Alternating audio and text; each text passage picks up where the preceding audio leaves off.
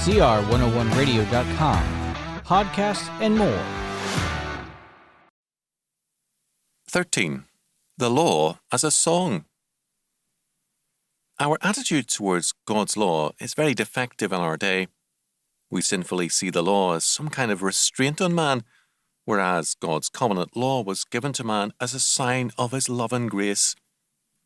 God's law is a restraint on the sinner whose desire is to do evil, but it is the way of righteousness to the redeemed. In Psalm 119, God himself teaches us how to view his law. Through the psalmist, he gives us a moving account of God's law as our comfort, as God's favour, his truth, and more. However, an especially telling verse is Psalm 119:54, quote, "Thy statutes, or laws, have been my songs in the house of my pilgrimage." Amazing! The law is seen as songs, joyful songs.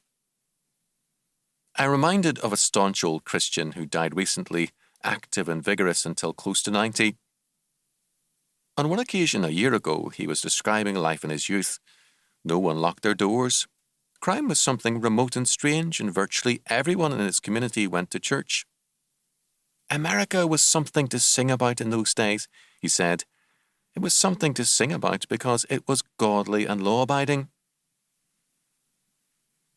The psalmist speaks of God's law as songs because it is faith and obedience which gives man peace, joy, and a song. The Hebrew word used in Psalm 119:54 is zemir, meaning a song of praise.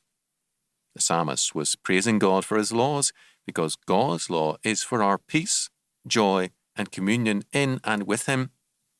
Just as sin destroys communion with both God and man, the godly man grows in his communion with the Lord as well as man by faithful obedience to God's law.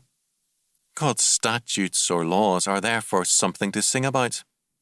In fact, songs about the law were once more common in the church, and I can remember some of them. The precepts of the law are right and fill the heart with great delight. If we could sing it again from the heart, perhaps we would once more see a land whose joy is in godliness rather than in sin.